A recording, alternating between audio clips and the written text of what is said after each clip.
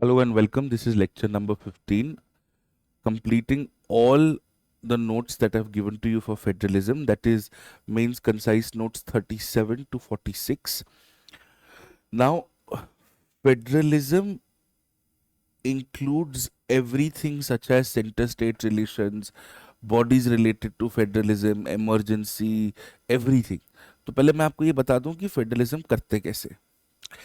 जो हमारा सिलेबस है वो ये कहता है functions and responsibilities of the union and the states, issues and challenges pertaining to the federal structure, ये हमारी प्राइमरी थीम है। इसमें दो चीज़ें ऐड हो जाती हैं, एक रिलेटेड बॉडीज और दूसरा significant amendments such as the GST amendment, the 101st constitutional amendment. अब ये ऐसे क्यों करते हैं? क्योंकि हमारे पीवाईक्यूज हमको ये बहुत क्लियर इंडिकेशन देते हैं। तो एक बार जल्दी से पीवाईक्यूज देख लेते हैं and then we will be able to understand how we've mapped all of this and what is the federal universe. So when we look at our PYQs 2024, what changes has the union government recently introduced in the domain of center-state relations? Suggest measures to be adopted to build the trust between the center and the states for strengthening federalism. ये question जो है theory question है and this question is about the nature of federalism. ठीक है, 2013, a specific question: account for the legal and political factors responsible for the reduced frequency of using Article 356 by the Union governments in the mid 90s. Now, this question is a question on emergency provisions, the first time the UPSC has asked in the last 10 years. इस साल भी emergency की अगर हम बात करें तो एक एनिवर्सरी है, we looking at 50 years to the emergency, तो there is a chance that it can be asked. लेकिन इसका काउंटर ये है कि ये बहुत ऑब्वियस है तो शायद ना पूछे, but to keep our bases covered मैंने ये भी हमारे नोट्स में कवर किया है। Then 2023, explain the significance of the 101st Constitutional Amendment Act. To what extent does it reflect the accommodative spirit of federalism? इसमें तीन चीजें हैं, एक फिजिकल फेडरलिज्म, दूसरा सिग्निफिकेंट कॉन्स्टिट्यूशनल अमेंडमेंट्स जैसे जीएसटी, इसमें GST plus GST council, and तीसरा the nature of federalism which is the accommodative spirit. 2021, how how have the recommendations of the 14th Finance Commission enabled the states to improve their fiscal position?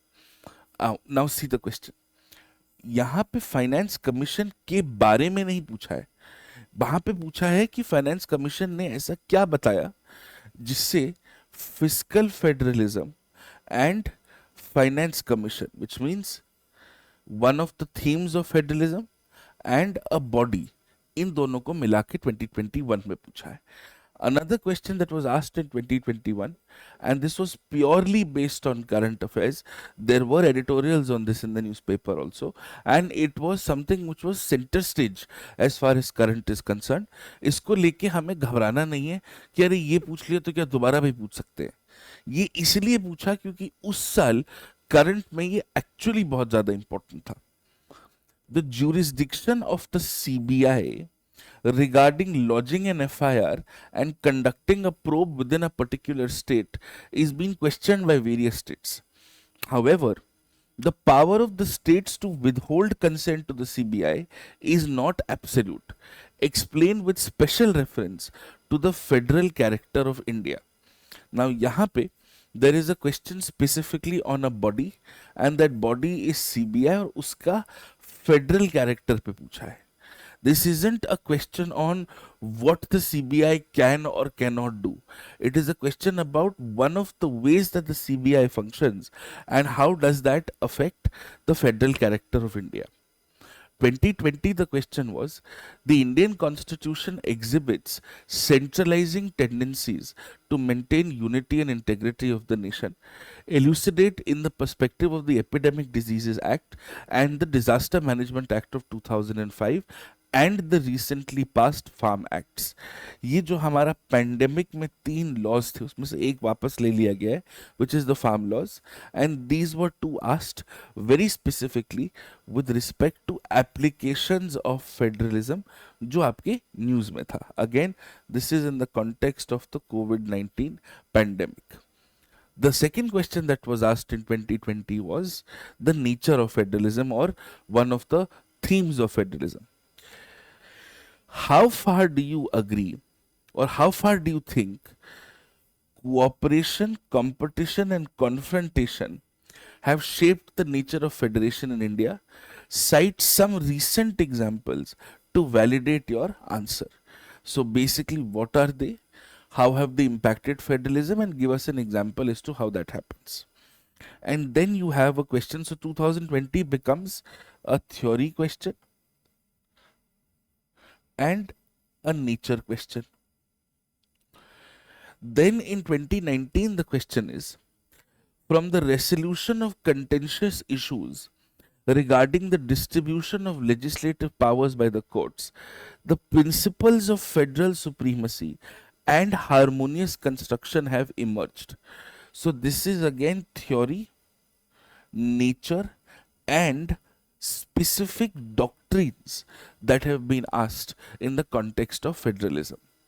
तो पिछले 5 साल में आपको इन तरह के questions दिखेंगे.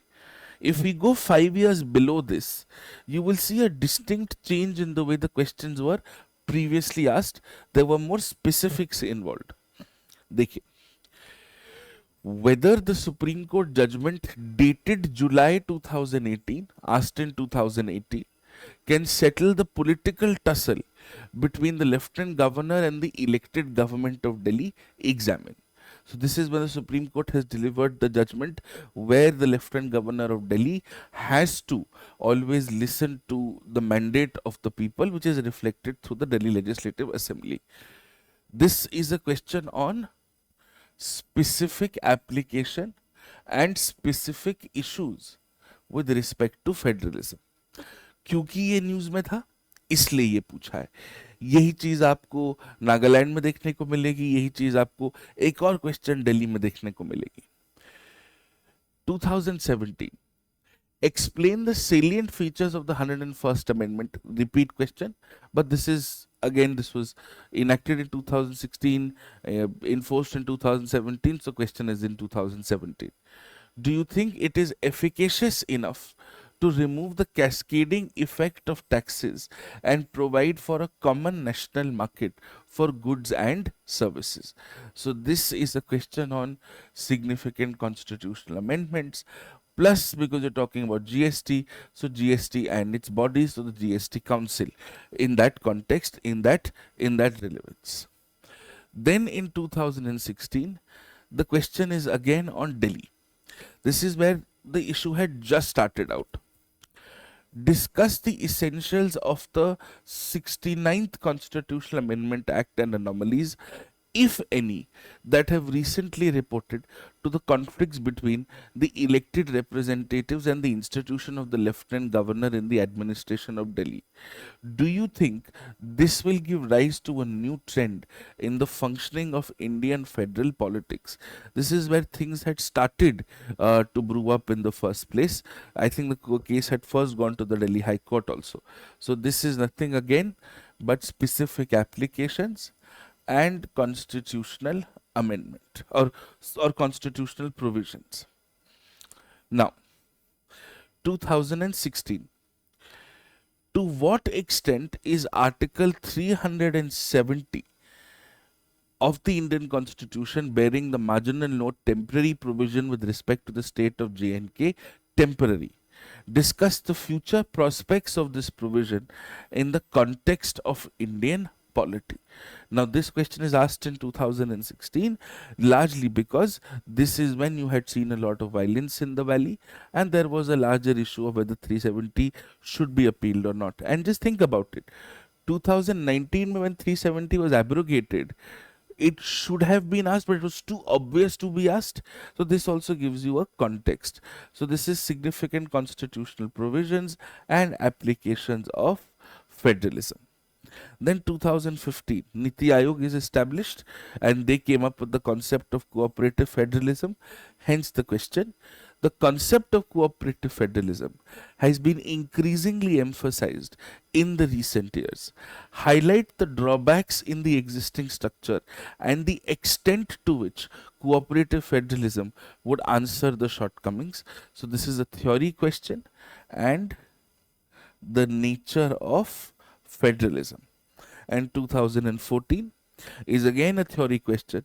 Though the federal principle is dominant in our constitution and the principle is one of its basic features, it is equally true that federalism under the Indian constitution leans in favor of a stronger center. So there is a theory here and discuss and a feature that militates against the concept of a strong federalism, a nature question. इससे पहले भी एक petroleum of ministry of petroleum and natural gas इनका एक notification आया था जिसकी वजह से नागालैंड के कुछ ऑटोनॉमी राइट्स कम हो रहे थे. So there was a very specific question as to why it was in news. ठीक है, अब इन क्वेश्चंस को देख के क्या समझ में आया कि boss federalism is very very diverse. So what we have to do is we have to figure out a method to the madness. And what is that method to the madness? When we look at the federalism universe, what are the broad areas that we are dealing with? First things first, you are dealing with something called essentials to federalism. कि भाई किसी भी देश में federalism होने के लिए क्या क्या चाहिए. We understand there are a few things that are required. For example, you require a written constitution, you require separation of powers, you require checks and balances, you require independence of judiciary, you require judicial review. These are the essentials that are required to even have federalism in the first place. Then you would have what is called the building blocks of federalism, which is what are your actual federal relations. Now, what are your actual federal relations? You have legislative relations, you have administrative relations, you have financial relations. Now, technically, there's nothing called finance relations, it's finance, contract, and financial powers are derived from legislative powers, but nonetheless. And then you have residuary powers, and after that you have residuary powers, you will also understand that there are issues of conflicts between the center and the state. So this leads to repugnancy. Now, how do we execute this? How do we solve the inherent conflicts with this? There are certain doctrines that the courts have come up with. Now, these doctrines are, for example, union dominance or federal supremacy, harmonious construction, pith and substance, plenary powers, etc. etc. इन सब से हमें अपना nature ही पता चल रहा है, इन सब से कलरेबल लेजिस्लेशन, इन सब से हमें अपना थ्योरी पता चल रही है कि फेडरलिज्म में एक्चुअली होता क्या है. Once we understand the relations and once we understand the doctrines, then we understand the applications of federalism. So you're going to see some theoretical applications such as emergency provisions. Very simple emergency provisions. You will see some special cases where federalism has to be understood. This has to be at the level of the states, and this has to be, for example, at the level of some bodies or let's say or some issues.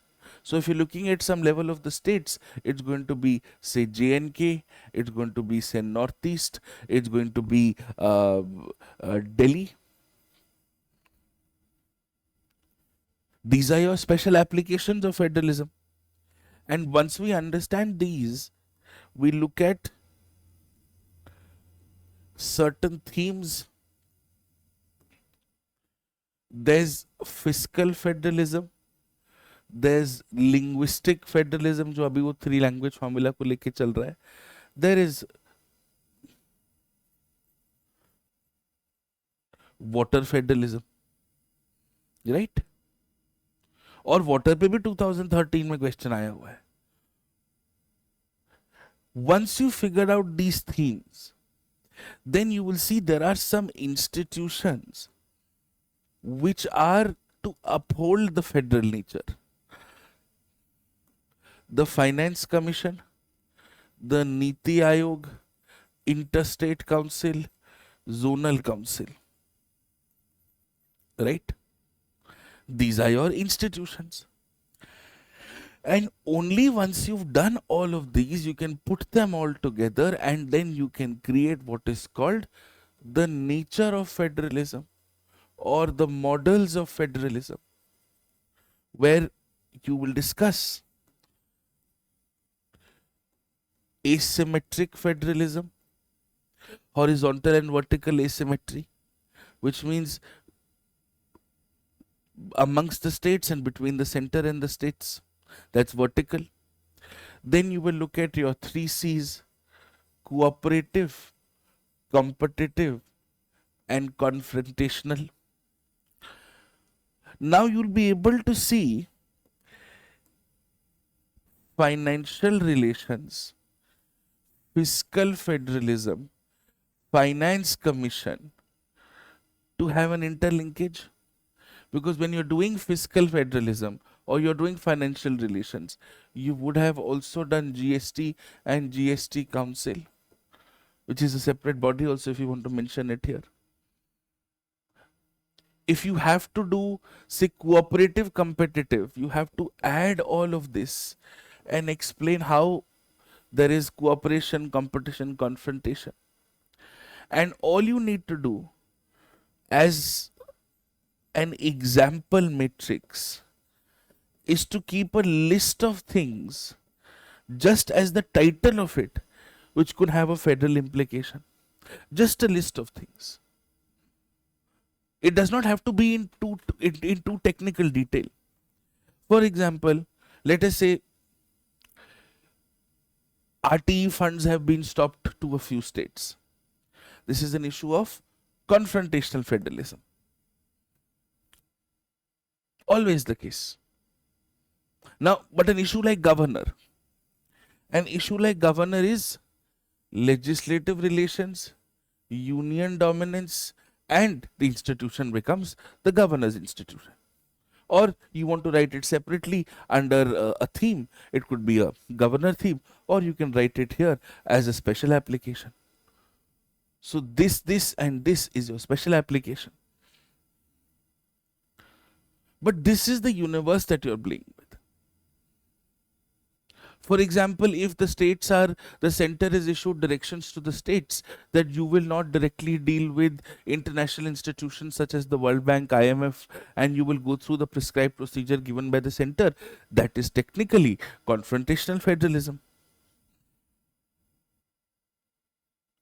The fact that you do not have the power that was given to the center under the Disaster Management Act to waive off certain loans, that section has been removed. Can the center still use those powers and waive off loans is an issue of cooperative federalism.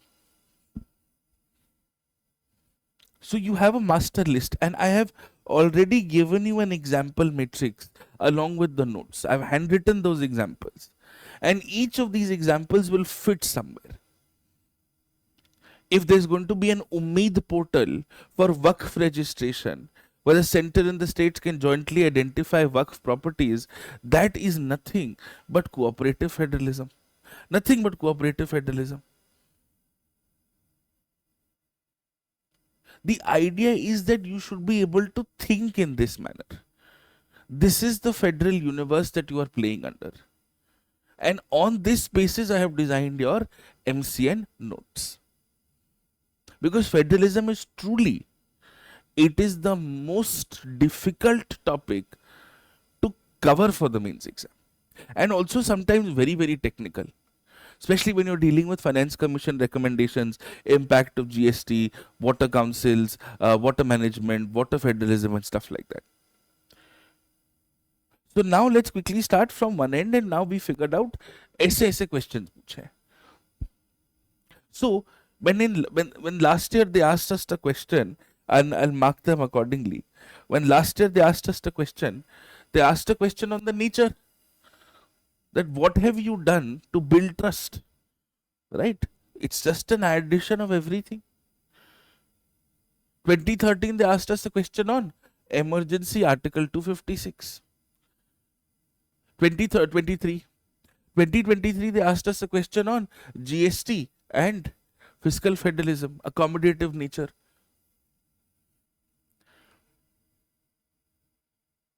2020 they asked very specific applications from the example matrix. Epidemic Act. Cooperative, competitive, confrontational was here again in 2020 and in 2015. So you can spot almost every question if you approach federalism through this universe. This is what you're playing with. So if you are to have to prepare it systematically, this is the basis as to how you prepare it systematically. You can evolve it and make it your own, but this is the larger template or the larger structure we follow. Now, let's start from one end and get this started.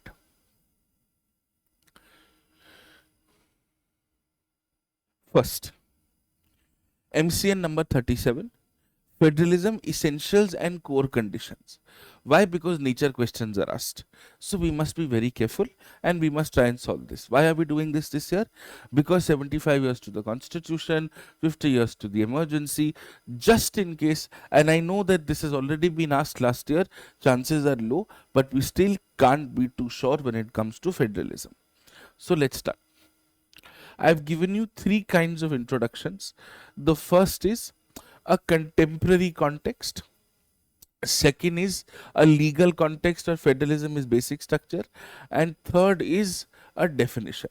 So contemporary context is the Minerals Development Authority case where the Supreme Court in 2024 बहुत clearly उन्होंने कहा कि states royalty और tax minerals पे दोनों, minerals पर royalty और minerals पर टैक्स दोनों कलेक्ट कर सकते हैं. ये इंट्रोडक्शन आप फिजिकल फेडरलिज्म में भी लिख सकते हैं, फाइनेंशियल रिलेशंस में भी लिख सकते हैं. और ये भी कहा, इसमें दो जजमेंट्स मैंने मर्ज करके दिए हैं, एक टैक्स और रॉयल्टी वाला और दूसरा स्टेट्स को इंडस्ट्रियल रेगुलेट, अल्कोहल भी रेगुलेट करने की पावर दी है. इससे स्टेट्स के रेवेन्यू बढ़ेंगे. So you are upholding federal autonomy और provincial autonomy in a federal structure. The second is federalism is basic structure. ये केशवानंद भारती में और एसआर बोमाई दोनों में कहा गया. ये दोनों केसेस आपको रेफरेंस मिलेंगे. तीसरा जो बहुत पॉपुलर इंट्रोडक्शन है कि K C Wheare famously characterized India's constitution as quasi federal. यहां तक सब लिखेंगे. हम इसमें थोड़ा सा और ऐड करके लिखेंगे, but there are other thinkers like Alexandrowicz who raised the question of whether India should actually be a federation at all, because there is a degree of involuntarism in the Indian federal structure. And since there has been an end of one party rule in 1967, यहाँ पे हम थोड़ा सा political context डालेंगे. 1967 was a watershed year in Indian politics because one party rule had successfully ended across the country. And it is truly a turning point for federal aspirations in the country, because now you have multiple parties challenging status quo, which is why it becomes important. Now, I've given you two specific diagrams. One is the characteristics of federalism, and second is the distribution of powers of federalism. Characteristics में मैंने आपको basically 1 2 3 4 5 6 basic points बताएं जो हम लोग ने essential से शुरू किया था. I will walk you through them just in case we would want to know a little bit about it. Now, the idea about characteristics is a very simple one. ये हम क्यों पढ़ना चाहते हैं? ये इसलिए पढ़ना चाहते हैं. देखो, when we are dealing with federalism, when specifically federalism, and the characteristics of it, flexibility, division of power, supremacy, independence of judiciary, judicial review, and bicameral legislature. अब flexibility का मतलब क्या? There has to be some degree of give and take. There has to be some degree of of normalcy between relations between the center and the states. Division of power is what the center can do and what the states can do. There has to be a clear cut division between the powers of these two. Three, the constitution has to be supreme so that neither of the legislatures end up, transgressing a line. Fourth, independence of judiciary. In case there is a conflict between the center and the states, there is an independent authority called the judiciary जिसको आप भरोसा कर सकते हो, जो impartially center और states के disputes हमारे लिए resolve कर सके. And then there is judicial review. Independence of judiciary तो दे दी, लेकिन आपने उनको वो लॉज, वो प्रोविजंस रिव्यू करने की पावर नहीं दी, तो इंडिपेंडेंस ऑफ जुडिशरी का क्या कर लोगे? And if you are a federal country, then at least at the national level, you should have what is called a bicameral legislature. That is the basic idea. That is the basic premise of it all. Are we okay with this? And then there are some distribution of powers. ये एक simple एक framework है कि आपने examiner को बता दिया कि आपको पता है कि federal powers is not just legislative, administrative और फाइनेंशियल. आपने बता दिया कि लेजिस्लेटिव पावर होते हैं, एडमिनिस्ट्रेटिव पावर्स हैं, आपने बता दिया कुछ फाइनेंशियल पावर्स हैं, फिर आपने ये भी बता दिया कि भाई पार्ट 13 में ट्रेड एंड कॉमर्स भी तो है इंटरस्टेट. कुछ स्पेशल स्टेट्स में भी फेडरलिज्म झलकता है. Emergency is nothing but federal consolidation of power. Just name dropping the headings is more than enough. Because then the real game starts after. And what is the real game? The real game is this. Simply understanding what are your legislative relations, etc., and what is the jurisprudence around it. देखो, we'll start with legislative relations. Legislative relations को दो parts में समझते हैं. पहला, the territorial aspect of it, and दूसरा, the subject matter aspect of it. When we look at the territorial aspect of it, what we generally understand is to what extent can those laws be made. उसकी मैंने आपको jurisprudence यहाँ दे दी है, subject matter on the next page. So Article 245, subject to constitutional provisions of course, ये basically कहता है कि Parliament can make laws to the whole of territory of India, states can make laws within the territory of the state, और अगर आपको कोई law बनाना है जिसका इफेक्ट कंट्री के बाहर होगा, वो लॉ सिर्फ और सिर्फ पार्लियामेंट बना सकता है. For example, let us say bigamy. If a person is married in India and gets remarried in a country like France, it is still considered to be an offense because bigamy is not allowed in India, and the person was an Indian citizen, got married here, went to France and got married again in France. ये law बनाने की power सिर्फ और सिर्फ parliament के पास है. And then is the subject matter कि आप एक तो लॉ आपका किस हद तक किस दायरे में लगेगा, और दूसरा आप किन चीजों पे लॉ बना सकते हो. For that you have article 246 as your governing article, जिसमें clearly union list, state list और कॉन्करेंट लिस्ट दे रखा है. And if it is a union territory with legislature, then whatever legislative powers have been given to that union territory, जैसे दिल्ली को कुछ दे रखा है, पौंडीचेरी को कुछ दे रखा है. Now Pondicherry has technically more legislative powers than Delhi because Delhi does not have land, law and order and police. That has all been very specifically constitutionally arranged for. And then under Article 248 it very clearly says, अगर कहीं नहीं दे रखा है तो please assume ये power union के पास है, nothing but union dominates. And then 254 which generally deals with is what is called repugnancy. कि अगर concurrent list में है और दोनों union और state laws बना सकते हैं, तो conflict होगा तो उसको कैसे solve करेंगे. For all of these you have certain doctrines in place जिसको एक बार हमें पढ़ना पड़ेगा. So what is the jurisprudence, or what are the cases and the doctrines as far as the territorial aspect is concerned? See, as far as the territorial aspect is concerned, these are your basic doctrines, these are your basic understandings. तो 245 तो पहले मोटा मोटा समझ में आ गया. Now the only doctrine that you have to know is the doctrine of territorial nexus. अब इसका क्या मतलब है? ये doctrine of territorial nexus is to effectively understand कि अच्छा पार्लियामेंट तो यूनियन ऑफ इंडिया पे लॉ बना सकती है, स्टेट्स अपने रिस्पेक्टिव स्टेट्स पे लॉ बना सकती है, बट अगर कोई ऐसी चीज हो रही हो जो दूसरे स्टेट में हो रही हो लेकिन उसका इम्पैक्ट स्टेट वन पे हो रहा है, तो क्या स्टेट वन उस पर लॉ बना सकती है कि नहीं? इम्पैक्ट तो हो ही रहा है, स्टेट वन के लिए लॉ बनाएगी, लेकिन अगर स्टेट टू में कुछ हो रहा है जिससे स्टेट वन को इम्पैक्ट पड़ रहा है, तो फिर क्या करेंगे? That is the doctrine of territorial nexus. तो इसका एक्सप्लेनेशन क्या है? ये है, देखो आमतौर पर नॉर्मली स्टेट्स कभी भी वो लॉ नहीं बना सकते जिसको आप उस स्टेट के बाहर लगा सको, लेकिन कभी कभी जरूरी हो जाता है, and that is why you have 4 landmark cases जो इसके बारे में बताते हैं। First, state of Bombay versus RMDC 1957। इसमें कोर्ट ने कहा कि अगर ऐसा करना भी चाहते हो तो जो कनेक्शन है वो रियल होना चाहिए, आपके मन का बनाया हुआ नहीं होना चाहिए। It has to be based on a basis of a valid law, and जो भी आप लाइबिलिटी पनिशमेंट जो भी आप इंपोज करना चाह रहे हो, it should be pertinent to that connection, it should be related to that connection. Similarly in Tata Steel versus state of Bihar in 1958 कहा कि ये जो नेक्सस की थ्योरी है ये टैक्स नहीं इंपोज करने के लिए बोलती, बस ये कि इस आड़ में आप दूसरे स्टेट पर टैक्स लगाने बैठ गए तो that is not the primary purpose of it. जो टाटा स्टील की थ्योरी है वो ये कहती है कि कोई ऐसे सर्कमस्टांसेस हैं, कोई ऐसे कंडीशंस हैं जिसकी वजह से एक लेजिस्लेचर का लगाया हुआ टैक्स किसी स्पेसिफिक इंस्टेंस में दूसरे पे भी लग जाए, जैसे कई बार वो लॉटरी और गैम्बलिंग वगैरह पे इशू होते थे। तीसरा, state of Bihar versus Charusila Das 1959, again landmark case. State legislature के पास फॉर एग्जाम्पल पावर है कि आप चैरिटेबल रिलीजियस ट्रस्ट को लेके आप अपनी टेरिटरी में लॉ बना सकते हो, कोई दिक्कत नहीं।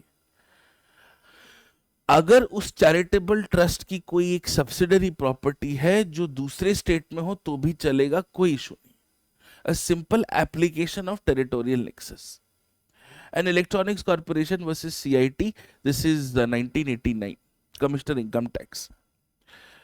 A law which is having an extraterritorial application can be banned by the parliament, but that law must have some nexus with having something to do with India. ये लार्जर प्रिंसिपल दे रहा है। कैसे? कि अगर कोई ऐसा लॉ है जिसको आप बाहर भी लगा सकते हो, या कोई बाहर का लॉ है जिसको इंडिया में भी लग सकता है, पार्लियामेंट उसको बैन कर सकता है, प्रोवाइडेड उसका कोई भी रिलेशन इंडिया में होने हुए कोई भी एक्टिविटी से हो। बस एग्जाम में हमको क्या ध्यान रखना है, ये, और अगर ये चारों केस भी नहीं हो रहे तो एटलीस्ट ये 2 cases, state of Bombay and Tata steel, अगर ये 2 केसेस आप लिख पाए तो अच्छा है।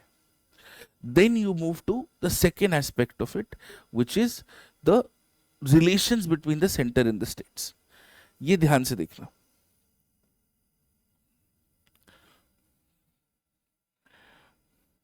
Now your means concise note 38।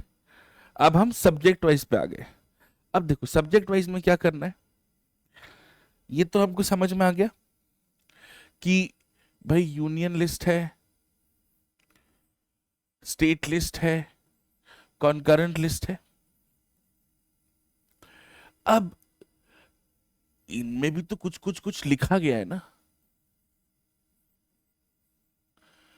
तो द एक्सटेंट की यूनियन लिस्ट में एक्चुअली पावर कितनी है, इन तीनों के आपस के बीच में क्या रिलेशनशिप है, इसके लिए भी कुछ डॉक्ट्रिन्स होने चाहिए, और एक एक डॉक्ट्रिन एक एक सर्कमस्टांस बताता है कि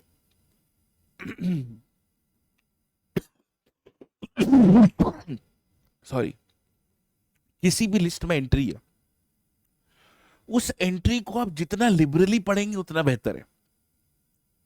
अगर फॉर एग्जाम्पल न्यूक्लियर पावर लिखा है,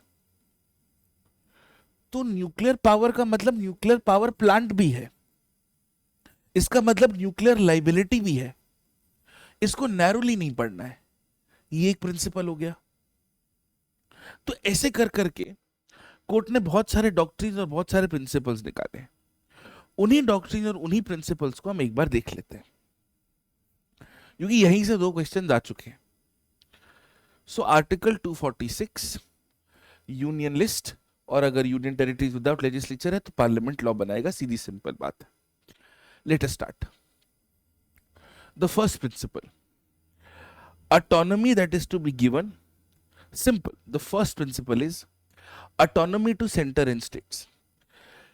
जिसको जितनी पावर दी है आपको उस पावर की ऑटोनॉमी रिस्पेक्ट करनी पड़ेगी, बात खत्म। इसका एक बड़ा सिंपल एग्जांपल है Javed versus state of Haryana 2003। ये जजमेंट, इसके बाद वाले नोट लोकल सेल्फ गवर्नमेंट में भी काम आएगा, पंचायती राज में भी काम आएगा, उससे रिलेटेड है। तो ये जो बेसिक प्रिंसिपल है autonomy to centre and the states, ये क्या कहता है? देखो, autonomy to centre and the states ये कहता है कि जितना हो सके, जितना पॉसिबल हो, अगर किसी लिस्ट में कोई एंट्री किसी लेजिस्लेचर को दे रखी है, यूनियन को दे रखी है, स्टेट को दे रखी है, आपको उस एंट्री को रिस्पेक्ट करना पड़ेगा। सीधी सिंपल बात यह है, आप इधर उधर भागेंगे नहीं। इसको आप Javed versus state of Haryana से समझिए। बेसिकली इस केस में क्या हुआ था, हरियाणा ने अपना एक हरियाणा पंचायती राज एक्ट बनाया, और उस एक्ट में कहा कि अगर हम आपको एज अ सरपंच या as a panch of a gram panchayat disqualify कर देंगे अगर आपके पास 2 से ज्यादा बच्चे हैं तो। ठीक है, अब पार्लियामेंट ने 73rd 74th एक्ट अमेंडमेंट बना रखा है, उसमें तो कहीं नहीं लिखा ये सब। But local self government specifically state list में है। जब local self government specifically state list में है तो पार्लियामेंट ने तो सुप्रीम कोर्ट ने बहुत क्लियरली कहा, जब पावर इनके पास है और ये इस हिसाब से अपनी ऑटोनॉमी एक्सरसाइज करके एक कस्टमाइजेशन लाना चाहते हैं, अपने पंचायत में इस तरह की कंडीशन डालना चाहते हैं, तो बिल्कुल ठीक है। The court has actually upheld this. The Haryana government had passed this in 1994. The court has upheld it in 2003. सबसे पहली। Then your second doctrine or your second principle is the plenary power of legislature.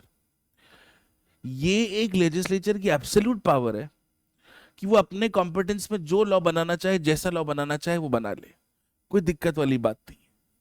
जो मैं आपको narrow और broad principle के बारे में बता रहा था, 3 बड़ी सिंपल चीजें। Entry should not be read in a narrow और restricted sense, Bengal versus union of India 1963। आप subject to constitutional limitations, retrospective और प्रोस्पेक्टिव लॉज दोनों बना सकते हैं। आपके पास ऐसी कोई भी पावर नहीं है जिससे आप कोई individual decision of the court affecting individual parties, कि 2 लोगों के बीच में कोर्ट ने एक को कॉम्पनसेशन देने के लिए बोला, एक को फाइन देने के लिए बोला, उसको आप ओवरटर्न नहीं कर सकते। सुरेना वर्सेस स्टेट ऑफ एमपी 1976। हाँ, आप कोर्ट की किसी इंटरप्रिटेशन को ओवररूल करने के लिए लॉ बनाना चाहो बना लो, लेकिन specific court decision awarding relief to specific parties, parliament by law उसको चेंज नहीं कर सकता। फिर तो इंडिपेंडेंस जुडिशरी होने का फायदा ही क्या हुआ? ये बहुत ही नुआंस्ड पॉइंट्स हैं तीनों, ये आने चाहिए। देन कम्स जो हमको एग्जाम में पूछा गया है, लिबरल एंड हार्मोनियस कंस्ट्रक्शन। ये क्यों? क्योंकि अगर आप यूनियन लिस्ट, स्टेट लिस्ट और कॉन्करेंट लिस्ट देखेंगे, तीनों में बहुत क्लियर कट डिवीजन नहीं है। Education for example concurrent list में है, लेकिन हायर एजुकेशन यूनियन लिस्ट में भी है। So you will often see there are a lot of interrelated entries in the union list and the state list and the concurrent list. और सबसे बड़ी दिक्कत वहीं पे ही है। So when you talk about liberal and harmonious construction, there is no clear-cut division between the powers of the union and the states. Therefore, जब भी conflict होगा, जुडिशरी को ये कोशिश करनी है कि जितना साथ में मिला के चला सको उतना बेटर है। अगर वो नहीं हो पा रहा, then you will decide on the principles of predominance and federal supremacy on whatever. इसके 2-3 बड़े इंपॉर्टेंट केसेस हैं जिसमें कुछ प्रिंसिपल्स, कुछ टेस्ट्स दिए हैं, तो मैं आपको सिर्फ 2-3 केसेस ही बता रहा हूं, नहीं तो इसमें तो बहुत ज्यादा केसेस हैं। पहला केस है ITC limited versus APMC, agricultural product marketing committees, 2002 का। उसमें कोर्ट ने 6 चीजें बताई हैं। पहला, जो भी एंट्रीज हैं 3 लिस्ट में 7 शेड्यूल के, ये पावर्स नहीं है, ये फील्ड्स ऑफ लेजिस्लेशन है, ये एरिया है, ये स्कोप ऑफ लेजिस्लेशन है। जो कॉम्पिटेंसी है it always has to be traced back to the constitution. और जब रिकंसिलिएशन पॉसिबल नहीं हो, फिर कोर्ट ये कोशिश करेगा, फिर ये कोर्ट उन एंट्रीज को देखेगा विद रिस्पेक्ट टू क्या लेजिस्लेटिव पावर कॉन्स्टिट्यूशन में दे रखी है या कहीं पे किसी कॉन्स्टिट्यूशनल कोर रेफरेंस पे बता रखा है, तब देखा। जो ये नीड है फॉर पावर शेयरिंग डिवाइसेस कि हमारे पास सेंटर और स्टेट के बीच में जितना हो सके हम पावर शेयर कर सके, ये हमेशा ध्यान रखना। अगर सिक्योरिटी और स्टेबिलिटी की बात आएगी तो कंसिलिएशन वगैरह सब सेकेंडरी हो जाएगा। फोर्थ, कॉन्स्टिट्यूशन को आप ऐसे इंटरप्रेट करो कि आप स्टेट लेजिस्लेचर को भी अंडरमाइन नहीं कर रहे हो और आप इतनी कोशिश कर रहे हो कि जो सेंट्रल सुप्रीमेसी है वो भी प्रिजर्व्ड रहे। That is the principle of liberal and harmonious construction. इसके बहुत सारे एग्जांपल्स हैं, टैक्स में बहुत सारे एग्जांपल्स हैं, एजुकेशन में हैं, इसमें आपको एग्रीकल्चर में मिलेंगे, इंडस्ट्रीज में मिलेंगे कि कुछ प्रोटेक्टेड इंडस्ट्रीज हैं, इंडस्ट्री, इन्वायरमेंट, बहुत ऐसे क्रॉस सेक्शंस मिलेंगे आपको। एंड जितना हो सके entries should be read together without giving a narrow or a restricted meaning. And an absolute watertight compartmentalization is not possible. अब आप इन केसेस में एग्जैक्ट कॉन्फ्लिक्ट्स नहीं कर सकते, बस आप एग्जाम्पल्स दे सकते हो कि how the 7th schedule treats subjects like education, treats subjects like industries, treats subjects like property. ठीक है, इससे समझ में आ जाएगा कि आपको पता है कि ये मल्टी फैसेटेड सब्जेक्ट्स हैं, ये एक जगह है ही नहीं। To a very large extent also health, also environment. The second case is Gujarat university versus K R Mudholkar. अब ये Gujarat university versus K R Mudholkar में it is an education policy case. इसमें बेसिकली कोर्ट ने क्या कहा कि देखो, हायर एजुकेशन की बात हो रही है, हायर एजुकेशन का रेगुलेशन यूनियन लिस्ट में है, तो कोर्ट ने कहा गुजरात के पास ये लेजिस्लेटिव कॉम्पिटेंसी नहीं है स्टेट लिस्ट में to make a law on any medium of instruction with respect to higher education, because higher education का गवर्नेंस यूनियन लिस्ट में है। It will interfere with the powers of the union list and therefore you have to keep it subordinate. School होता तो बात अलग थी। This is an application of liberal and harmonious construction. फिर fourth doctrine, ancillary और incidental powers. इसका मतलब क्या हुआ कि आपके पास फॉर एग्जांपल यूनियन लिस्ट में पावर है एक्स, आपने एक्स में लॉ बनाते बनाते गलती से वाई तक पहुंच गए। अब ये कितना वाई तक पहुंचे हो ये देखना पड़ेगा। For example, the power to legislate on a topic of legislation also includes with itself the power on an ancillary matter। अगर वो जो y है वो x से reasonably related है, वो जो y है वो x से reasonably included है। फॉर एग्जाम्पल, अगर आपको लैंड पे लेजिस्लेशन करना है, आपको लैंड पे लॉ बनाना है, तो ये जो मॉर्गेजेस है, लोन्स है, लैंड बैंक्स है, ये भी आप इस पे भी लॉ बना ही सकते हैं। It is reasonably related to land. Second is punitive measures. अगर फॉर एग्जाम्पल आप अगर कोई कॉन्सिक्वेंशनल लॉ बना रहे हैं कि अगर ऐसा हो गया तो हम आप पे ये कार्रवाई करेंगे, ये कॉम्पनसेशन देंगे आपको, ये मेजर्स लेंगे, for social legislation are a part of ancillary powers. कि अगर आपने कोई फॉर एग्जाम्पल एजुकेशन पे लॉ बनाया और आपने कहा कि एजुकेशन के स्टैंडर्ड्स नहीं मीट हो रहे हैं या फिर राइट टू एजुकेशन की ये चीज़ें इंप्लीमेंट नहीं हो रही हैं, तो हम इसके लिए ये एक्शन लेंगे, ये इंक्वायरी कर सकते हैं कि राइट टू एजुकेशन में लिखा है कि 1:20 या वॉट एवर क्लास रेशियो होना चाहिए, वो नहीं है, तो हम किस पे एक्शन लेंगे। It is an ancillary measure. आपने राइट टू एजुकेशन का लॉ बनाया, लेकिन उस पर आप डिसिप्लिनरी एक्शन के भी प्रोविजंस ऐड कर रहे हो। तो जब राइट टू एजुकेशन के लॉ में डिसिप्लिनरी प्रोविजंस के प्रोविजंस ऐड कर रहे हो, it is ancillary in nature. Third, expressions incidental and ancillary mean the power which is required to be exercised properly. इसका मतलब ये है कि आप इसका वायलेशन या इसका अब्यूज नहीं कर सकते। इसका मतलब ये है कि जैसे फॉर एग्जांपल, अगर मेरे पास टैक्स लगाने की पावर है, इसका मतलब ये नहीं है कि मैं गुड्स कॉन्फिस्केट कर लूं। It has to be done reasonably. ये लॉ किस लिए बना था? अगर ये लॉ टैक्स लगाने के लिए बना था और अगर उस गुड्स पर टैक्स नहीं है, तो आप गुड्स कॉन्फिस्केट नहीं कर लोगे। You will impose a penalty if you want. Confiscation of goods is a different domain all together. It is a completely different ball game all together. तो ये हमको समझ में आना चाहिए। Then there is something called pith and substance. अब pith and substance और ancillary में थोड़ा सा लोगों को बहुत बार कंफ्यूजन होता है, तो एक बार इसको ध्यान से समझते हैं कि पिथ एंड सब्सटेंस का मतलब क्या है। बहुत ध्यान से समझना। ये एंसिलरी समझ में आया? एंसिलरी का मतलब है कि अगर ए में पावर है बनाने की, तो हम बी में बना रहे हैं, reasonably included. B is related to A और बी दूर दूर तक ए के यूनिवर्स में है। पिथ एंड सब्सटेंस का कहना है ए पे लॉ बना रहे हो, गलती से जेड तक पहुंच गए, जेड और ए का बहुत दूर दूर तक लेना देना नहीं है। आप, it was a completely different matter, लेकिन बनाते बनाते आपने लॉ बना दिया। So the difference between ancillary and pith and substance is the difference और the distance between two subjects. In ancillary or incidental powers, the difference is not too much. They're related to each other. There's a reasonable connection of some sorts. Pith and substances, they are not related to each other. It is just so incidental that you have almost touched upon a completely different legislative domain. तो क्या कहता है वो?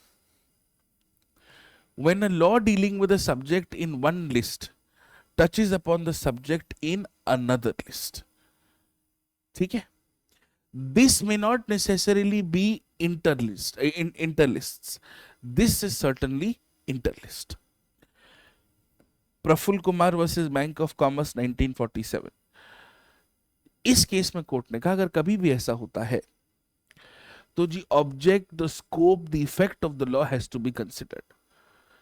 अगर आप एक law से, एक सब्जेक्ट से दूसरे सब्जेक्ट पे भी लॉ बना रहे हो, तो सबसे पहले ये देखना है कि क्या ये, जिसको बोलते हैं, इंटेंशनल था. एंसिलरी और इंसिडेंटल में ऐसा जरूरी नहीं है. The powers are related, they could be in the same list, they could be in a different list, चलेगा. विथ इन सब्सटेंस में it is necessarily in the different list. आप कितने हद तक कर रहे हो, और अगर कभी भी कॉन्फ्लिक्ट होगा, union list over state list, union list over concurrent list and concurrent list over state list, ये बहुत क्लियरली प्रफुल्ल कुमार में बता रखा है. This is what is generally understood to be what is called pith and substance. Pith and substance के साथ सबसे बड़ी प्रॉब्लम ये है, it is very difficult to determine the exact extent of invasion. Very difficult.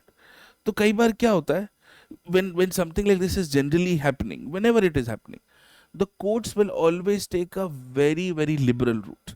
ठीक है, मतलब इस तरह से इसको समझ लो कि फॉर एग्जाम्पल एक केस था हमारे पास, I have the case written down, कि Gajapati Narayan Deo versus state of Orissa 1954. Just to explain this, basically Supreme Court ने कहा if there was a law which was imposing a tax on land holdings, it was within the power of the states. And वो states की intention में था कि land holdings पर tax लगाना state की पावर है, तो इसको लेके ज्यादा परेशान होने की जरूरत है नहीं. ठीक है. Now what generally happens is, for example एक ये बलसारा वाला केस था, and the Balsara wala case actually fits in the pits and substance very very properly. So state of Bombay versus FN Balsara 1951.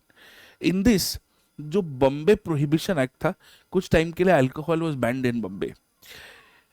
Bombay prohibition act को challenge इसलिए किया गया था क्योंकि it was restricting the sale of liquor, and उसकी वजह से it was also affecting the import and the export of liquor.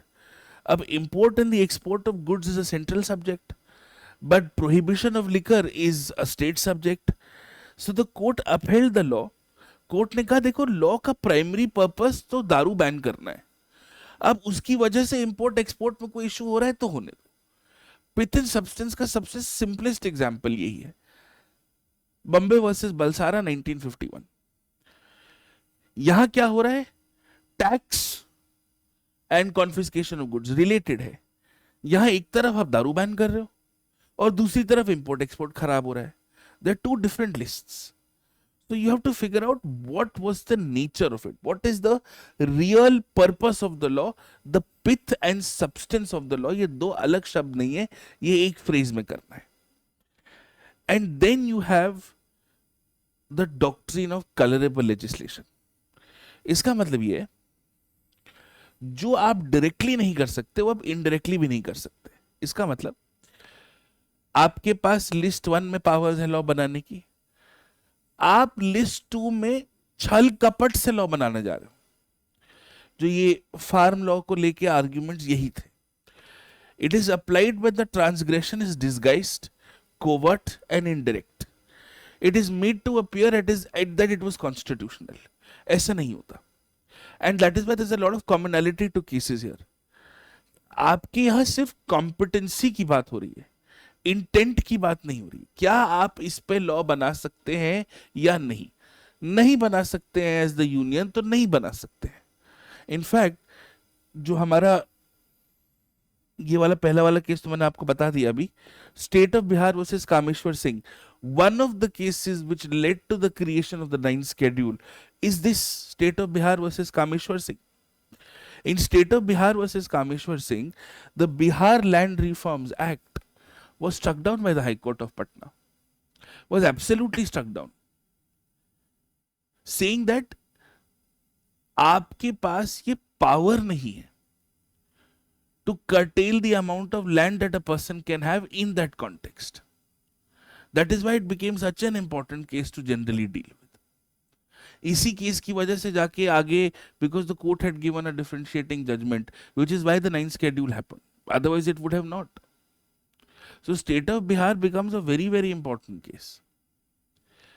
आपको बहुत बार दिखेगा हेल्थ में, एजुकेशन में, एग्रीकल्चर में, लॉ एंड ऑर्डर में थोड़ा थोड़ा ट्रांसग्रेशन दिखेगा ही दिखेगा. The problem is not with the transgression, the problem is do you even have the powers to do this. जब कोर्ट ने, it eventually went to the Supreme Court, when the court held that the Bihar Land Reforms Act was unconstitutional, because उन्होंने कहा कि Bihar land reforms act का काम क्या था, ये था कि हम डिसाइड करेंगे कॉम्पनसेशन कितना मिलेगा अगर हमने लैंड अक्वायर कर ली है. बट जब वो लॉ खोल के देखा, उसमें तो कहीं भी कॉम्पनसेशन के बारे में कोई भी क्राइटेरिया नहीं दे रखा था. आपने सिर्फ ये बोला कि इतने से ऊपर की लैंड होगी तो हम आपसे ले लेंगे. ये आप नहीं कर सकते. That is not your legislative competence. उससे आप एक इंसान की राइट टू प्रॉपर्टी डिप्राइव कर रहे हो. Because if I remember correctly, entry number 42, list number 3, it talks about principles of the compensation of property. ये लिस्ट नंबर 3 है, इसमें यूनियन और स्टेट दोनों लॉ बना सकता है. फिर आपने इसके कॉन्टेक्स्ट में इस लिस्ट को भी अमेंड किया है. So the court said, do you not have the competency for it? The answer is no, you don't. So you cannot make a law on this. It's that simple. ये जो Bihar land reforms थे, 2 line में अगर इसको समझना है तो बस इतना समझना है कि आपने कोई प्रिंसिपल नहीं बताया on compensation for acquisition of property. आपने बस लिख के दे दिया कि हम ये कर सकते हैं. That is colourable legislation. Similarly ये जो हमारा अफ्स्पा वाला केस है, इसमें इसका उल्टा होता है. The Naga people's movement versus union of India, this is 1998. In this case the court upheld AFSPA कि आपके पास लॉ एंड ऑर्डर के लिए ये लॉ बनाने की पावर है फॉर डिस्टर्ब्ड एरियाज. ये कलरेबल लेजिस्लेशन नहीं है. So this is why these 6 legislative doctrines are important. Colourable legislation ये है कि आपके पास पावर नहीं है, आप ऐसा दिखा रहे हो कि आपके पास उस पर लॉ बनाने की पावर है, तो कोर्ट ने पकड़ लिया तो वो लॉ तोड़ देंगे, वो लॉ स्ट्राइक डाउन कर देंगे. पिथ एंड सब्सटेंस ये कहता है कि आपका जो प्राइमरी लॉ का इंटेंट सही है, उसकी वजह से अगर आप किसी दूसरे लिस्ट पे भी इफेक्ट आता है तो कोई बात नहीं. इंसिलरी या एंसिलरी का ये है कि अगर आपने लॉ बनाया एक्स पे और वाई और एक्स रीजनेबली रिलेटेड हैं, तो कोई बात नहीं, आप वाई पे भी लॉ बना सकते हैं, क्योंकि आपके पास एक्स पे लॉ बनाने की पावर है. जितना हो सके आप हार्मोनियसली कंस्ट्रक्ट करिए, जितना हो सके आप इन एंट्रीज को वाइडली पढ़िए. That is the principle, that is the whole essence of why we have all of these things in the first place.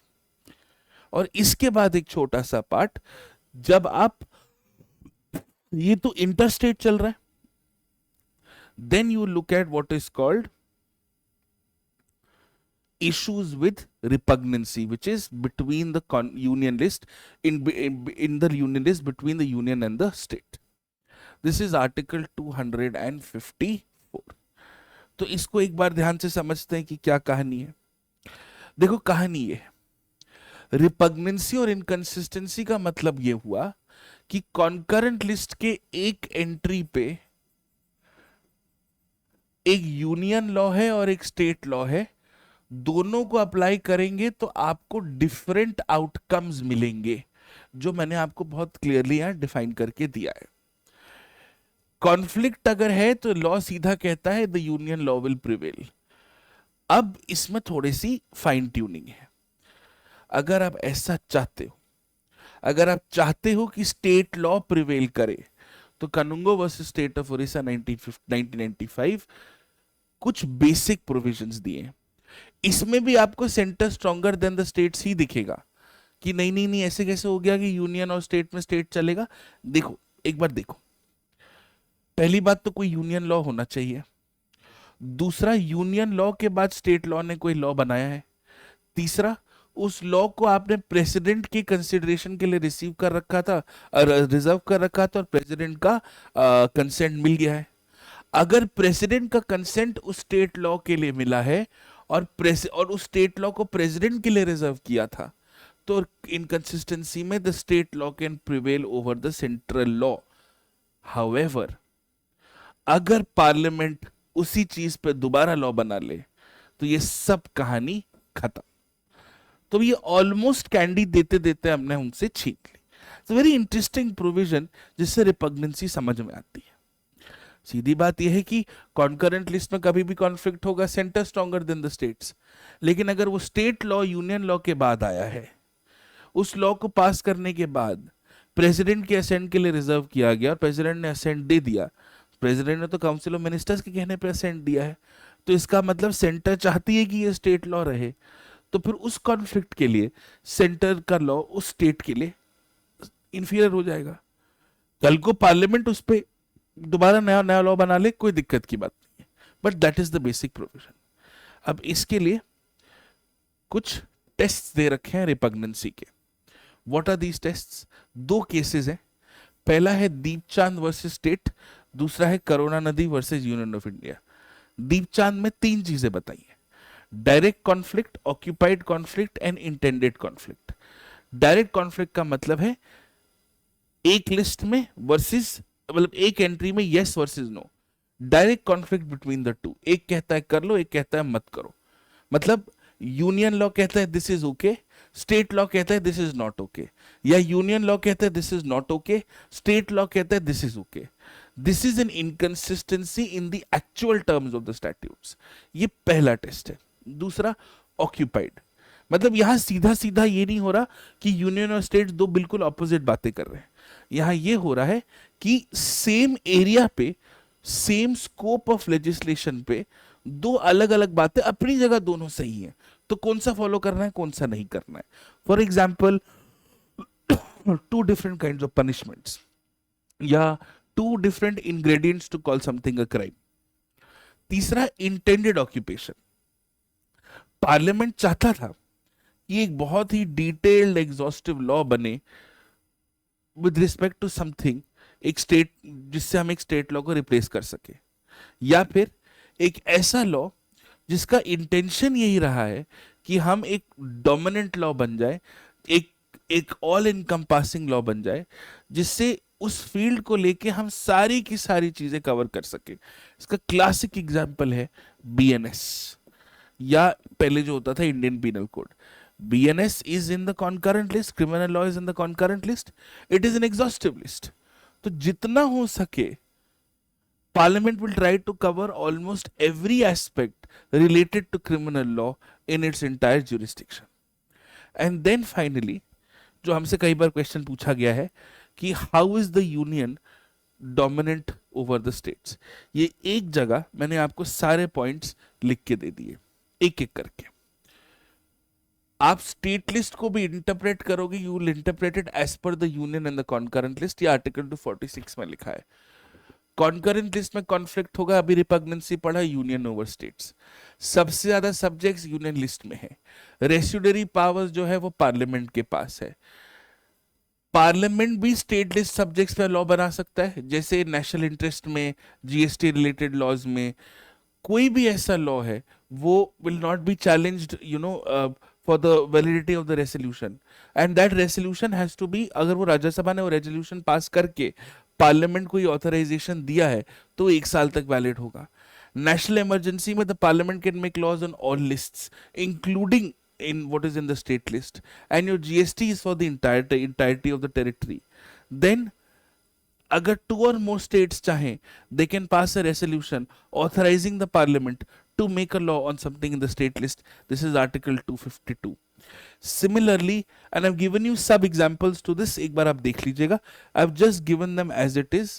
ये बहुत simple, ये बहुत factual चीजें हैं।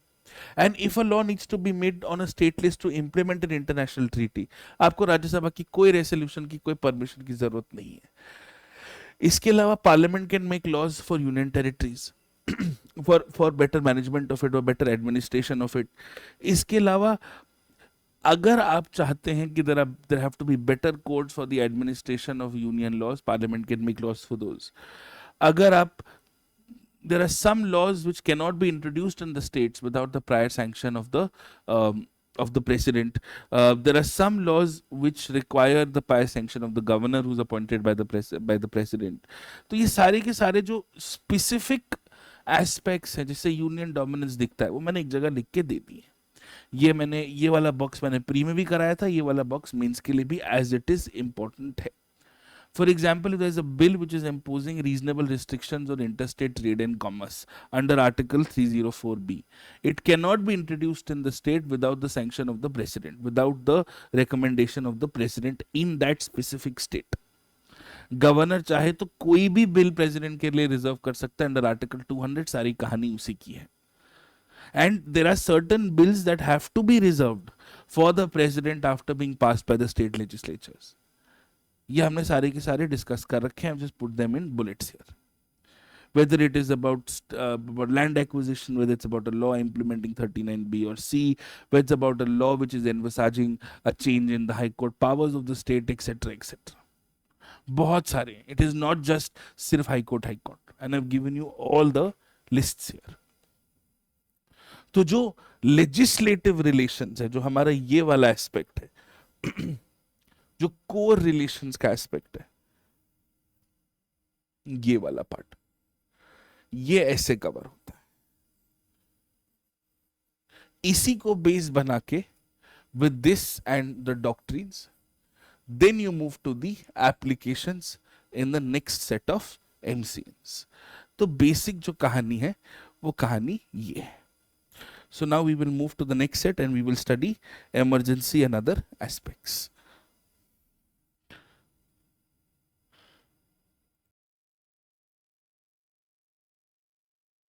Now moving to MCN number 40 onwards, which is emergency, and then we will do fiscal federalism and water federalism.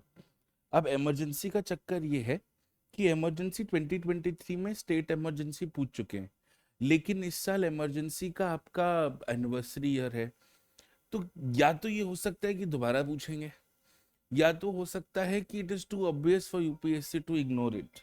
In either of these cases, one has to be very careful in terms of identifying what is the exact relevance of the matter.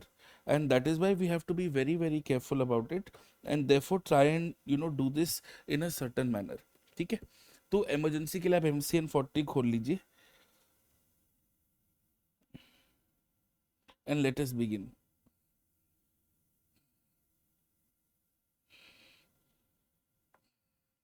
चलिए, so I've given you two introductions for emergency. One is, it is inspired by the foreign constitutions of Germany, US, and Australia. Two, I've given you a quote from Justice H.R. Khanna. In times of crisis, the constitution dons its armor, but does it risk losing its soul? A quote that is befitting to the larger issue of emergency. अब emergency का हमने एक छोटे से diagram में उसके सारे perspective समझ लिए. क्या पर्सपेक्टिव्स हैं? ये है कि why do you have it, then what are your purposes for external emergency, what can sometimes be the rationale around it, and how are you sometimes using democracy, sometimes using emergency as a disruptive force for the lack of democracy in a region. तो इसको थोड़ा सा मैंने उस हिसाब से लिखा है, and that is why you will find this diagram to be fairly elaborative. अब जैसे मैंने यहाँ लिखा है, responding to disruptive forces, partition, communal violence, poverty, and princely states. The first time emergency was put in the state of Punjab, it was because of communal violence and the post-partition sort of issue that had happened. तो ये responding to disruptive forces हो गया. Then safeguarding national integrity, war, external aggression, and internal disturbances, जो पहले armed rebellion हुआ करता था. And a lot of times this is where most amount of emergency is used, is Article 356, which is state machinery and breakdown, and the larger purpose that that emergency can have an issue of balancing democracy and fundamental rights. Thereafter, what I've done is I have ensured that you have some data to do with emergency. We've had three national emergencies, 62, 71, and 75. We've had more than 100 state emergencies. First was, of course, in Punjab in 51, then frequently used thereafter. And financial emergency has never ever been proclaimed, though there has been a PYQ in the last 10 years on financial emergency also. It was a question when I think 2 years before the COVID, wherein there was a report by the CAG with respect to how we had done some accounting classifications relating to our forex reserves, which were abysmally low at that time. So they've asked financial, they've asked state, they've not asked national, and the anniversary is of the national emergency to begin with. तो ये हमको समझ में आ गया.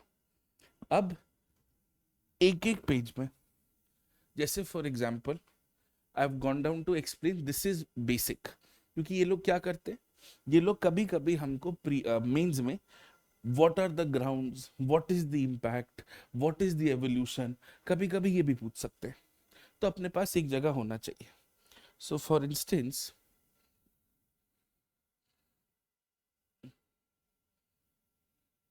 National emergency कैसे होती है? First, the approval of it. और इसको करने का तरीका बहुत सिंपल है. जब भी आप इमरजेंसी के पॉइंट्स बनाने चलो तो इसको ध्यान रखना.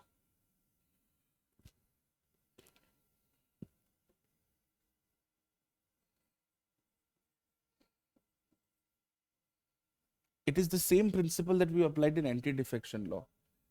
There will be an issue with the grounds, there will be an issue with the process, there will be an issue with, say, the applicability of it, there will be an issue with, let us say, the repetition of it.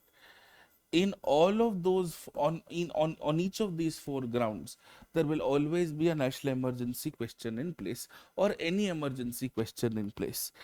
Therefore, we will also now look at it from a national emergency point of view. Process क्या है? लोकसभा और राज्यसभा दोनों को special majority 2 से 30 दिन के अंदर पास कर देना चाहिए। अगर लोकसभा अवेलेबल नहीं है तो Rajya Sabha can also therefore do the needful, which is the Rajya Sabha is a permanent house, and the Lok Sabha can, whenever the next session happens, within 30 days can come and renew. That is an anomaly. That is an exception to the general process. You can have it for an indefinite period of time, but 6 months at a time. How do you take it back? By the president, or the Lok Sabha passes a resolution with simple majority. If the Lok Sabha is not there, 1/10 of its members can send a notice to the president or the speaker saying that we want to end the emergency, and then a special sitting for the same has to be conducted within 14 days. और इसके बहुत simple grounds हैं. Grounds में क्या बता रखा है देखिए. पहला, if our security is threatened by external aggression or armed rebellion, पहले इसको इंटरनल डिस्टर्बेंस कहते थे, and internal disturbance was a very wide और वेग ग्राउंड जो मैंने आपको ऊपर वाले डायग्राम में दिखाया हुआ है, but from the 44th amendment 1978 you have changed it and it has been imposed thrice. क्या कंडीशंस हैं, what is the impact of it? The conditions are, first, the union cabinet must recommend the national emergency to the president in writing. ये पहले नहीं होता था, which is what the issue with the 75 emergency was, which is why they corrected it through 1978 44th amendment. It is valid for 6 months. It can be imposed before, during, or even after the external aggression or armed rebellion, depending on when it was imposed. इसका मतलब ये नहीं है कि it has to be a responsive measure. It could be done in an anticipative manner also. And if the Lok Sabha is dissolved, then the Rajya Sabha approval for the timing is valid, जैसे मैंने आपको बताया. And articles 20 and 21 cannot be suspended as per the 44th amendment. The provisions were added to the articles. And then comes the important part which mostly people miss. Point क्या है? Point ये है कि जो emergency laws हैं, those are the ones which are protected from being challenged in a court of law, and not any other law which is not related to the emergency. This is the general understanding that if there are tough times which require tougher measures, those tougher measures are in place. ये भी 44th Amendment 1978 में add किया गया है. So all of these things have been done to make the national emergency more accountable, has been done to make it more transparent and more rational and reasonable in its approach. तो इसका overall impact क्या होता है?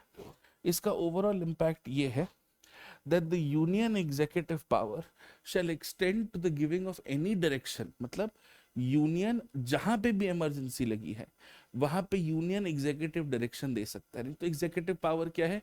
Union की union list पे, state की state list पे, और कॉन्करेंट लिस्ट पे. यूनियन की कॉन्करेंट लिस्ट पे एग्जीक्यूटिव पावर तभी होगी अगर उस कॉन्करेंट लिस्ट पे पार्लियामेंट ने कोई लॉ बनाया होगा. अगर नहीं बनाया है तो उस कॉन्करेंट लिस्ट पे एग्जीक्यूटिव पावर स्टेट की होती है. ये कॉन्सेप्चुअली बहुत इंपॉर्टेंट है, स्ट्रॉन्ग है, याद रखना. दूसरा, the parliament can make laws on the state list, सीधी बात है, if the situation is so severe.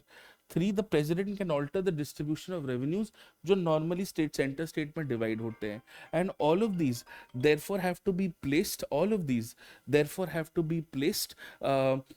before the state, before the parliament, in a certain manner. They have to be placed before the checking, right? So give me 1 second.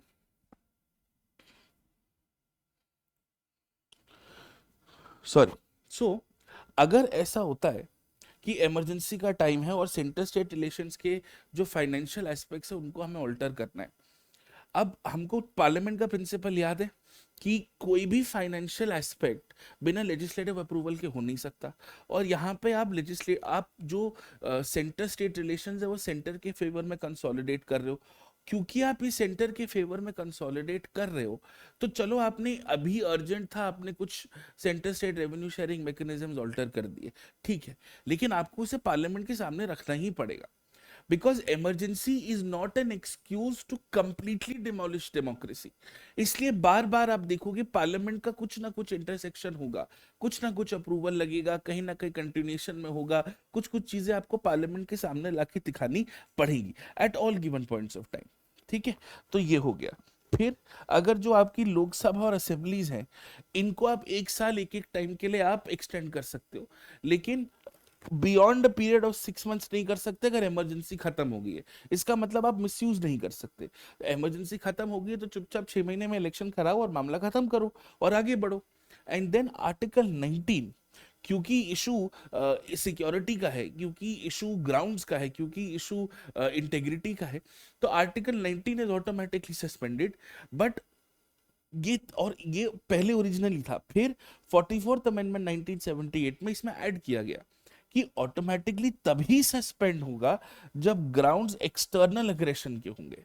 इसका मतलब internal issues की वजह से कभी भी under any circumstances कभी भी article 19 automatically suspend नहीं होगा। That is the primary aspect of it. नहीं तो फिर आप बात बात पे खत्म कर रहे हो। And then whatever these presidential orders are, ये भी आपको पार्लियामेंट के सामने रखने पड़ेंगे। Does the parliament have to necessarily vote on them? No, but they should always be there for parliamentary scrutiny. तो ये जो पार्लियामेंट का रोल है, यहाँ पे आपको पार्लियामेंट के सामने कुछ फाइनेंशियल ऑल्टरेशन प्लेस करने हैं, कुछ भी ऐसा रूल है, ये आपको हर हालत में under all circumstances you will have to ensure the parliament's role remains intact। ठीक है। And basically national emergency India को यूनिटरी बनाता है। it does not lead to the dissolution or the suspension of the state legislature or the executive, क्योंकि यहां पे मामला security का है। the grounds will always have a relationship with the impact। तो ये तो हो गया इमरजेंसी के बेसिक प्रोविजंस। अब इन बेसिक प्रोविजंस का इंपैक्ट क्या है, ये लगते कैसे हैं, इशू कहां पे है, इसको बहुत ध्यान से देखना। See the analysis, what are your issues, globally हम क्या कर सकते हैं, और क्या लैंडमार्क जजमेंट्स है। देखो फाइनेंशियल पूछ चुके हैं, 356 पूछ चुके हैं, इमरजेंसी ईयर इस साल की एनिवर्सरी है, इमरजेंसी ही नेशनल इमरजेंसी ही छूटा हुआ है, तो आएगा तो स्पेसिफिकली आएगा या तो ओवरऑल आएगा। तो स्पेसिफिकली अगर ये आएगा तो इसमें थोड़ा सा मैंने डिटेल इसीलिए 2025 के लिए थोड़ा कस्टमाइज किया है।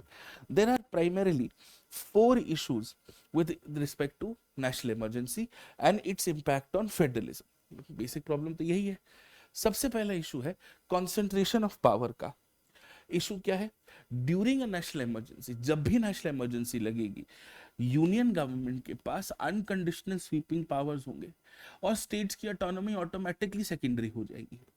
और जो फेडरल स्ट्रक्चर है वो एटलीस्ट टेम्पररीली ही सही सस्पेंड हो जाएगा। जैसा हमने देखा parliament can legislate on state subjects, the union can issue binding directions to the states. तो आप वो वाले प्रोविजंस यहाँ पे कोट कर सकते हो। एंड तीसरा, impact on fundamental rights. Article 19 is suspended except in the case of armed rebellion, and the president can suspend his right to approach the courts also। इसका मतलब समझिएगा कि इमरजेंसी के दौरान आप सुप्रीम कोर्ट हाई कोर्ट नहीं आ सकते, लेकिन इसका मतलब ये नहीं है, this does not mean that after the emergency is over you can not come to court. it does not mean that you cannot come to court for a right that was violated during the emergency period। Fourth, extension of legislatures tenure. अब कई बार क्या होता है, लोकसभा और assembly की life political reasons की वजह से एक्सटेंड हो जाती है, and because of that, because of दो स्पेसिफिक प्रॉब्लम्स, आप इसमें पॉलिटिसाइजेशन का एलिमेंट भी देखते हो। ऐसा नहीं है कि सिर्फ हमारे यहाँ इमरजेंसीज है, दुनिया भर में है। सी बट दुनिया भर में कुछ बहुत अच्छे अच्छे प्रैक्टिसेस भी हैं। Let's go through these practices. पहला, जर्मनी यूएस में बहुत स्ट्रिक्ट लेजिस्लेटिव और जुडिशियल ओवरसाइट है। क्या इंडिया में इमरजेंसी जुडिशियली रिव्यूएबल है? बिल्कुल है, but the courts will also be very careful about it. और हिस्टोरिकली हमने देखा है कि Indian courts have been more proactive about deciding on 356 as opposed to 352 which is national emergency. Also वो दौर भी अलग था, the relationship that the judiciary had with the executive was also very different at that time, so there were many other factors in place। So strict judicial oversight। Second is time bound proclamations। देखो, I can understand that sometimes you don't know how long your bad time is going to last। सही बात, बिल्कुल सही है। But एक reasonable period तो आप forecast करके चल ही सकते हो, and that could have a very clear impact कि आपके पास इतना टाइम है, इसमें आपको जो इस इशू को सॉल्व करने के लिए करने की जरूरत है वो आप कर लीजिए। At least have very clear timelines. हमारे यहाँ ये अनलिमिटेड एक्सटेंशंस का जो हिसाब किताब है, दैट कैन समटाइम्स बैकफायर। तीसरा, some core rights have to always be protected. जैसे हमारे यहाँ except for 20 and 20 and 21, every other right can be suspended technically. In a country like ours, fundamental rights are at the heart of civic liberty. So maybe a larger number of protections to be given to more fundamental rights. आप बस grounds और features को question करते रहो कि अरे सिर्फ इतनी ही क्यों? Why aren't you protecting every other fundamental right? Or why are you not protecting, you know, maybe more fundamental rights? अरे कोई भी emergency हो, आर्टिकल 23 24 सस्पेंड कैसे कर सकते हो? आर्टिकल 18 कैसे सस्पेंड कर सकते हो? आर्टिकल 17 कैसे सस्पेंड कर सकते हो? ये तो कोर है ना। इसका बम गिरे, अर्थक्वेक का, उससे क्या लेना देना? So therefore becomes very very important. And at the end of the day, emergency is like a bad phase, and talking to people about the bad phase is very very important.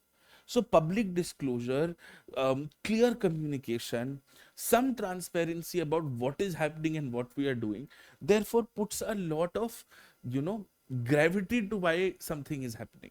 And there are two landmark judgments that always have to be known.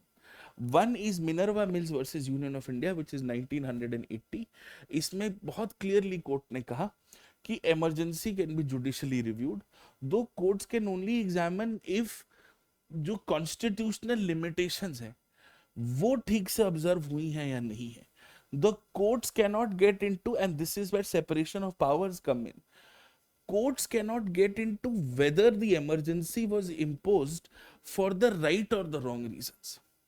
For the same reason that the court cannot get into how the speaker had conducted an anti-defection law proceeding. So there is a very fine line that the courts cannot cross. Then you have ADM Jabalpur versus Sivakant Shukla, 1976, one of the darkest hours as it is called for the Indian judiciary. इस case को हम popularly habeas corpus case भी कहते हैं. The Supreme Court had very controversially held in this particular case कि emergency के दौरान, अब इसको तो ओवररूल कर दिया है कि right and liberty, right to life and liberty, article 21 could also be suspended. इस पे बहुत बवाल हुआ था. And this is why it's famously called the habeas corpus case. It was denied because habeas corpus was denied because emergency was in place. And by the 44th amendment, you've put article 20 and 21 as safeguards and they cannot be changed. But ये कहानी तो रही है. तो इन सब को मिला के हमारा इमरजेंसी को बेटर करने का, मोर अकाउंटेबल करने का तरीका क्या है? Strengthen parliamentary oversight, have better judicial review, safeguard fundamental rights, have a clear criteria, and make sure there is absolute public accountability. अगर हम ये सारी चीजें कर लेंगे, then things will obviously become slightly better. ठीक है, तो ये नेशनल इमरजेंसी हो गया. Then you have article 356 which is presidential rule और state emergency. यहाँ पे मैंने आपको उसके essentials दे दिए हैं कि लोकसभा राज्यसभा को 60 दिन मिलते हैं टू अप्रूव इट.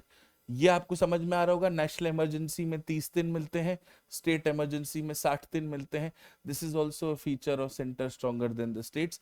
आप इसको मैक्सिमम 3 साल के लिए लगा सकते हो, but 6 months at a time, and it can only be extended beyond 1 year if national emergency is imposed or election commission certifies कि भैया इलेक्शन नहीं हो सकता. that is why we need to keep things as status quo, and you can revoke it by an order of the president. basically मोटी मोटी बात तो यही है. ठीक है, this is after the 3 months timeline. now क्या ग्राउंड्स है?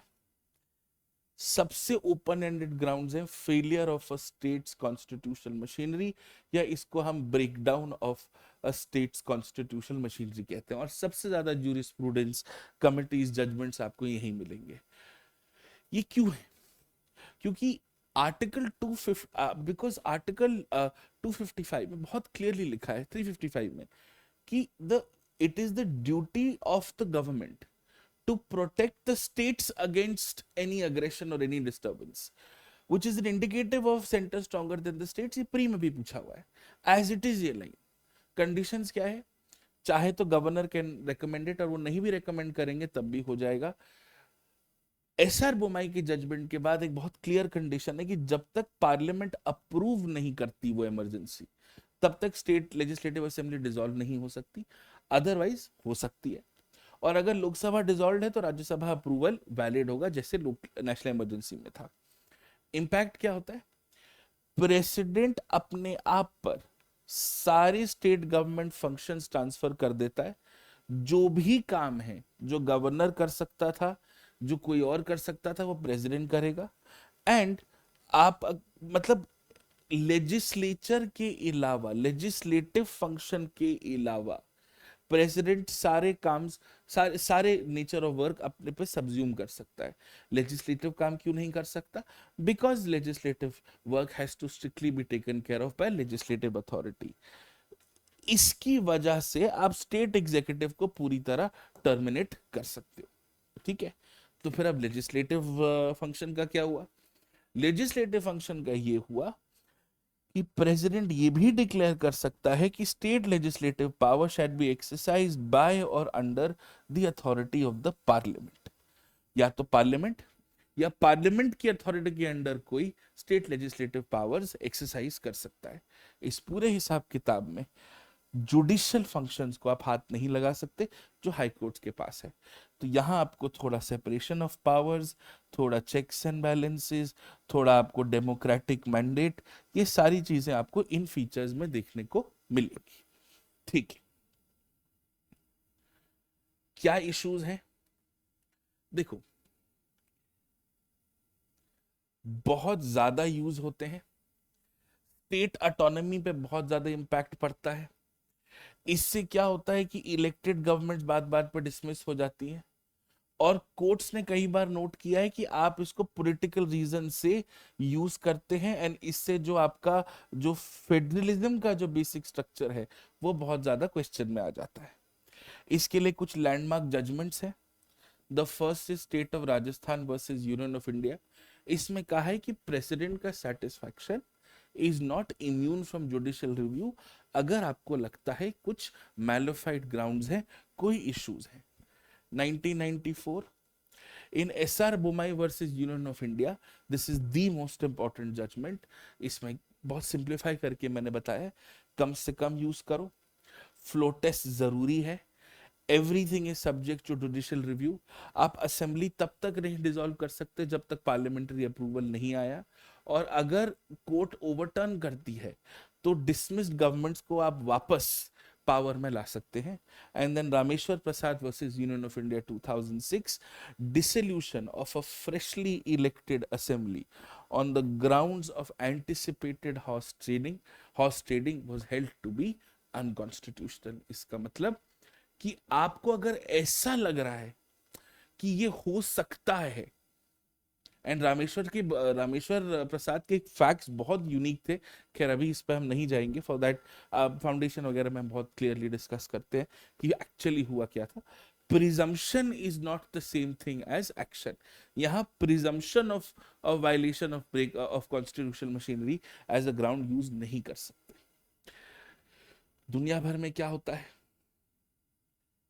यूएस, ऑस्ट्रेलिया, जितने भी ये फेडरली सेंसिटिव कंट्रीज हैं, यहाँ पे आपको बहुत रेयर दिखेगा, because the states have been given very clear and authoritative powers. तो आपको यहाँ पे इंस्टेंसेस बहुत कम दिखेंगे, और अगर ऐसा होता भी है तो या तो स्टेट कंसेंट चाहिए होता है, या फिर गवर्नर को बहुत क्लियर कट पावर्स दी होती है to impose a federal guard और समथिंग लाइक दैट। दूसरा, मोस्टली आपको बाहर बहुत स्ट्रॉन्ग लेजिस्लेटिव और जुडिशियल सेफगार्ड्स मिलेंगे, जो आपको अब इंडिया में धीरे धीरे देखने को मिल रहे हैं। और तीसरा, सारा का सारा प्रॉब्लम ग्राउंड्स का है। If everything under the sun can be a breakdown of constitutional machinery, then you have to fight back, then you have to figure out what is the best way to execute something like this। ठीक है ना। Sarkaria commission ने कुछ basic alternatives बताए हैं। वो क्या alternatives बताए हैं वो एक बार हम देख लेते हैं। पहला, जब तक सब कुछ ट्राई करने के बाद नहीं हो रहा है, then you want to impose 356 makes sense, it should be a last resort. दूसरा, the governor's document, जब गवर्नर रेकमेंड कर रहा है, principles of natural justice should be a reasoned document. It should explain why do you think it is necessary. It just can't be a plain blanket recommendation of the first order. Then parliamentary approval, जो आपका periodic review है, जो parliament का role है, उसको undermine मत करो. Make sure that there are adequate discussions that happen on the floor of the parliament. Don't make it a formality. Truly celebrate the role of the parliament in in approving state emergencies. And please make sure the judiciary is independent and impartial enough to look at it very objectively. And at the end of the day, if you think it's a political crisis, then it is the job of the fourth pillar of democracy, the media, to report on the political crisis. And because of this, there are actually some proper grounds and some improper grounds that have been highlighted through these commission reports, जिनको हम थोड़ा सा एक बार देख सकते हैं. Are we okay with this? Yes. Now, क्या है प्रॉपर ग्राउंड्स, क्या है इम्प्रॉपर ग्राउंड्स, इनको हम समझ लेते हैं. देखो, जब प्रॉपर ग्राउंड्स की बात करते हैं तो we have the first ground as a hung assembly scenario. इसको ध्यान से समझते हैं. तो ये हंग असेंबली क्या है? हंग असेंबली का सीधा सीधा मतलब ये है कि आपके पास क्लियर ऑन फ्लोर मेजोरिटी नहीं है. अब जब आपके पास क्लियर ऑन फ्लोर मेजोरिटी नहीं है, that means you have the right to impose an emergency until you are able to restore political democratic mandate on the floor of the house. अगर ये नहीं हो पा रहा है, then there is absolutely no reason why you should go ahead with something called a state emergency. So that's the first part.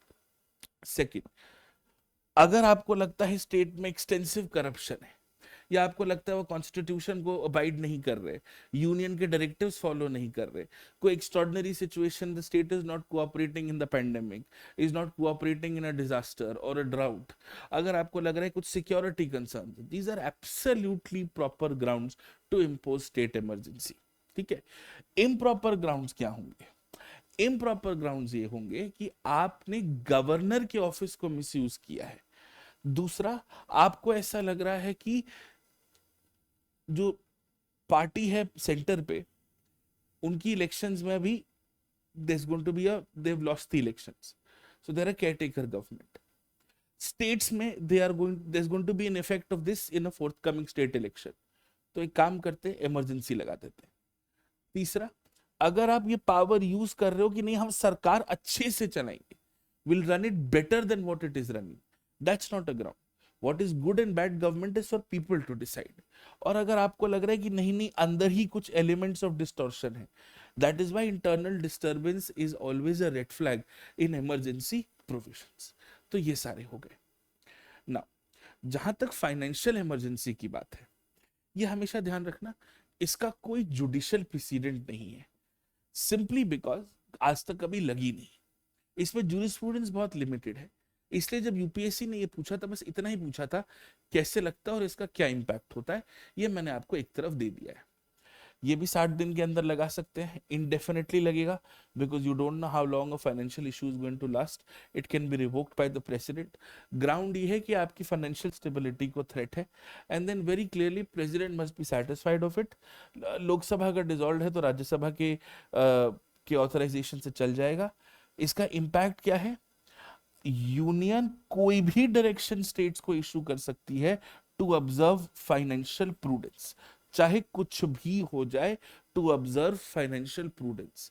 And the president can then also issue similar directions such as reducing the salaries of union और their employees और supreme court और high court जजेस, किसी की भी. तो जो भी आपका ये है charged to the consolidated fund of India, जितना भी ये हिसाब किताब है, ये नहीं लगेगा. This will not be there. This is not an issue to deal with. ये सब टेम्पररी हो जाता है in the context of what is called an financial emergency. और इसके लिए मैंने आपको एक छोटा सा कोड भी दे रखा है. Emergency provisions test the resilience of a democracy, not by how swiftly power is concentrated in crisis, but also how quickly it is relinquished once the crisis is over. India's constitutional architects envisioned emergency powers as a necessary evil to protect the country, not to dominate its own people. तो इतनी कहानी है जो हमको अच्छे से आनी चाहिए. Over and above this, I don't think we need to get into more details as far as emergency is concerned.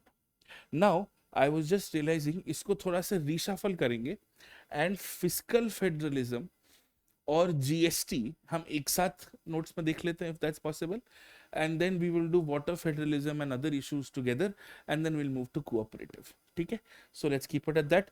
अभी मैं खींच रहा हूँ, sorry, because of the nature of how exhaustive this was, it took some time. अभी within like 6-7 days we should be able to finish everything up. खींचते हैं इसको थोड़ा सा. Thank you.